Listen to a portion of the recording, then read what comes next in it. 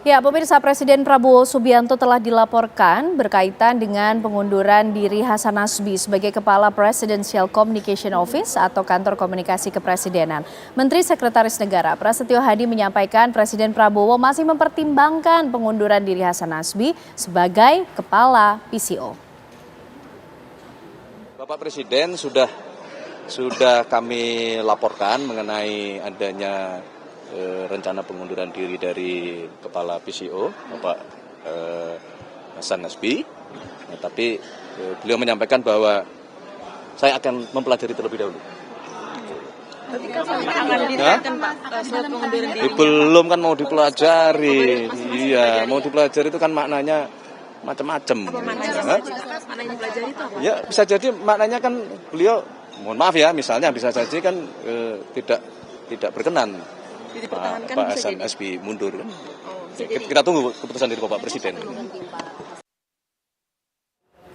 Baik, kita akan kembali melanjutkan pembahasan kita, pemirsa. Bang Andi Malarangeng, publik nampaknya juga ingin tahu dan penasaran. Ini para juru bicara Presiden ketika menjalankan tugas dan fungsi serta perannya setiap hari bertatap muka dengan Presiden, menempel setiap agenda Presiden atau seperti apa? Ya, kalau perintah Presiden SBY kepada kami juru bicara adalah melekat. Artinya kemanapun Presiden, dimanapun beliau, selama beliau masih bekerja, artinya belum masuk kamar tidur, itu juru bicara standby di situ. Karena bisa saja tiba-tiba dipanggil, bisa saja beliau ketemu tokoh ini, tokoh itu, rapat kabinet, pasti selalu kami ada di samping beliau. Kecuali kalau itu bersifat empat mata. Itu pun setelah empat mata, biasanya kami di-brief lagi juga tentang apa yang disampaikan dan apa yang perlu disampaikan kepada publik.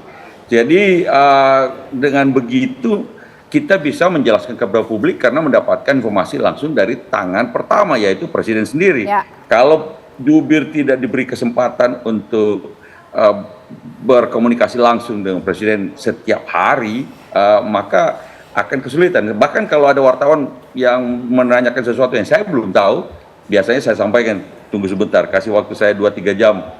Saya menghadap dulu sama Presiden, bertanya tentang apa, bagaimana menjawabnya.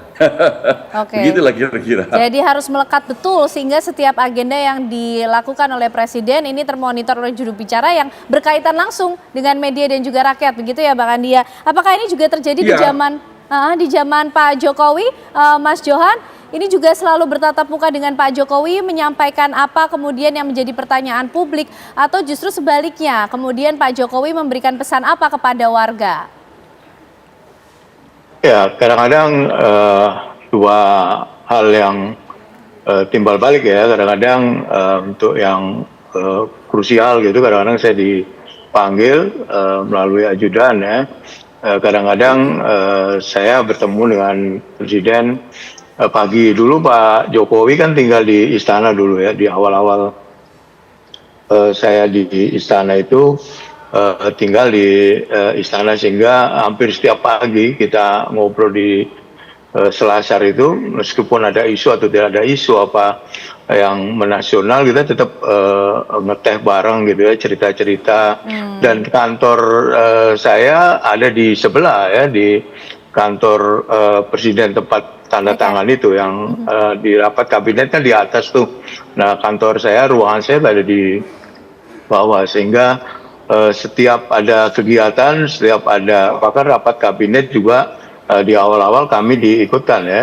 Saya sebagai juru bicara Presiden selalu ikut memonitor hasil rapat kabinet karena kita mengikuti dan yang terjadi perdebatan di dalam rapat kabinet. Tentu seorang juru bicara menurut saya harus paham mengenai diksi-diksi kalimat yang mana yang kemudian menimbulkan pro dan kontra, mana yang tidak ya, tapi tetap sesuai dengan apa yang dimaui oleh Presiden yang kita juru bicara. Setiap hari dulu, setiap ada kegiatan, tidak hanya di dalam negeri ya, di luar negeri pun dulu saya selalu ikut ya, selalu diajak oleh Presiden kunjungan-kunjungan ke luar negeri, bahkan di dalam kegiatan-kegiatan seperti G20 gitu ya, kemudian rapat-rapat di luar itu juru bicara selalu diajak di dalam rombongan.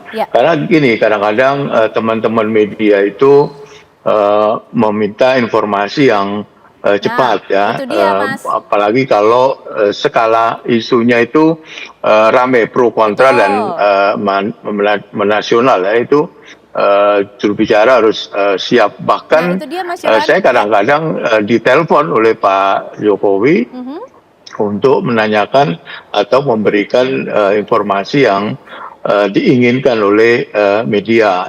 Jadi saya kadang yang telepon Pak Presiden, sebaliknya kadang-kadang saya juga pernah ditelepon secara langsung oleh Pak Presiden. Jadi poinnya yang perlu digarisbawahi adalah seorang juru bicara itu memang harus melekat dan harus tahu betul ya apa yang menjadi keinginan seorang presiden, termasuk style dari presiden itu. Jadi tidak ada barrier, tidak ada jarak antara seorang juru bicara dengan presiden, dan juru bicara tidak boleh menyampaikan hal-hal yang tidak dimaui oleh presiden gitu. Jadi tidak boleh punya keinginan atau punya agenda tersendiri ya. Jadi memang harus sesuai dengan apa yang disampaikan oleh presiden. Oke, baik Mas Johan. Pak Wahyu, ini kan dulu juga berkaitan langsung oleh teman-teman media. Seperti yang dikatakan Mas Johan sebelumnya, ini kadang teman-teman media harus kemudian mendapatkan respon, jawaban dari istana mengenai isu-isu penting tertentu di Indonesia, begitu kan. Harus segera begitu sifatnya. Adakah kemudian momentum harus memberikan jawaban kepada media, tapi cukup kesulitan bertemu dengan presiden? Solusinya seperti apa ketika belum sempat ketemu dengan presiden? Ya, alhamdulillah kalau waktu itu ketika bertugas sebagai sesekali menjadi juru bicara Presiden Abdurrahman Wahid, saya diuntungkan oleh posisi saya formal sebagai kepala biro protokol, yang setiap hari memang harus mengkonfirmasikan, mengingatkan, mengkonfirmasikan secara teknis acara-acara presiden, undangan, perjalanan dan seterusnya. Itu tiap hari saya bacakan setelah ditangani sekretaris presiden. Gus, nanti acaranya gini, Presiden Wahid akan membuka ini akan bicara ini. Nah, setiap acara itu selalu saya antisipasi. Ini kira-kira kapan Presiden akan bicara sendiri menyampaikan kepada pers, dan mana yang kira-kira Presiden tidak sanggup karena waktunya dan seterusnya sehingga diwakili oleh juru bicara. Itu semua diantisipasi dan dibicarakan dengan Presiden. Jadi itulah saya menyampaikan acara-acaranya, kenapa, ketemu siapa dan seterusnya. Nah, enak karena Presiden Gus Dur kan sifatnya orangnya kan stylenya sangat rileks, sangat informal sekali, dan selalu tagline beliau kan tidak punya musuh siapapun, semuanya harus jadikan teman. Waktu belum sempat ketemu sama presiden Pak Wahyu, tapi sudah harus menanggapi teman-teman media. Solusinya gimana? By phone kah seperti Mas Johan tadi? Betul, jadi prinsipnya kita kan harus melayani media massa, harus melayani, menjamu, pokoknya apapun yang mereka mau kita servis gitu kan. Kalau tapi ternyata saya belum mendapat informasi itu, selalu minta waktu kepada teman-teman wartawan. Saya boleh nggak minta waktu sejam aja, saya akan konfirmasikan kepada presiden atau akan saya bicarakan dengan jubir yang lain. Itu biasanya biasa itu, dan mereka udah tahu. Jadi jangan sok tahu gitu ya. Itu dia, ini yang menjadi penting nih Mas Ari. Satu benang merahnya sepertinya sama. Komunikasinya begitu lancar kok. Semua punya akses ke presiden, harus ketemu setiap hari, melekat bahkan begitu kan. Tapi kayaknya di era ini apa cukup sulit ya bertemu dengan presiden, padahal juru bicara presiden atau dari kantor komunikasi kepresidenan yang harusnya tadi sepaham, punya gaya komunikasi yang sama, substansinya juga harus sama, tidak boleh punya agenda sendiri begitu kan, harus menginterpretasikan pesan dari presiden seperti apa kalau nggak pernah ketemu atau sulit bertemu?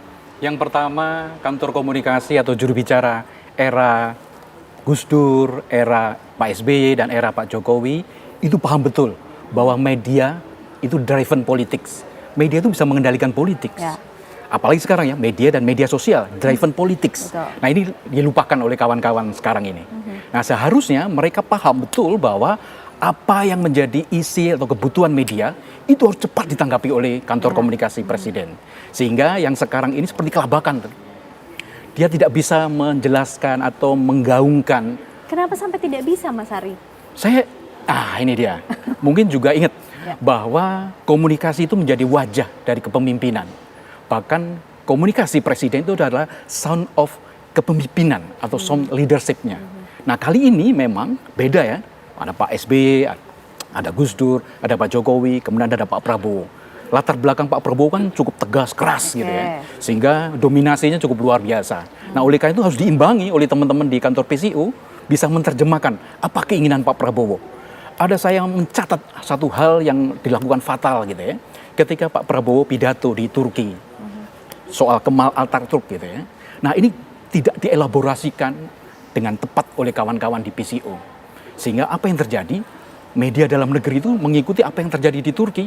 Ya. Ini menjadi negatif. Tidak kemudian mengikuti apa yang menjadi agenda PCO sebagai perpanjangan lidah istana. Betul. Banyak senjata yang dimiliki oleh kantor PCO, tetapi mereka gagal untuk mengartikulasikan. Dan mereka bertumpu pada sosok Hasan Nasbi. Padahal ada Paul Vermonte, ada Prita Lulu, ada Ujang Komarudin, gitu ya. Sehingga ini yang belum bisa digerakkan oleh teman-teman PCO. Nah ini sekarang berbeda, diambil alih oleh Mensesnek, ada Wamensesnek, ada Wakil Menteri Komdigi gitu ya. Nah ini beda lagi itu, auranya menjadi pelan lagi, slow lagi. Kalau yang kemarin di bawah Hasan Nasbi kan gas terus nih, selalu konfront dengan media misalkan. Nah saya berharap apa yang dilakukan oleh eranya Gus Dur ini bisa menjadikan diduplikasi juga di ATM gitu ya, amati, tiru dan modifikasi. Kalau bahasa Jermannya nitekne nambah noniroe gitu ya. Bahwa mereka sebenarnya bisa.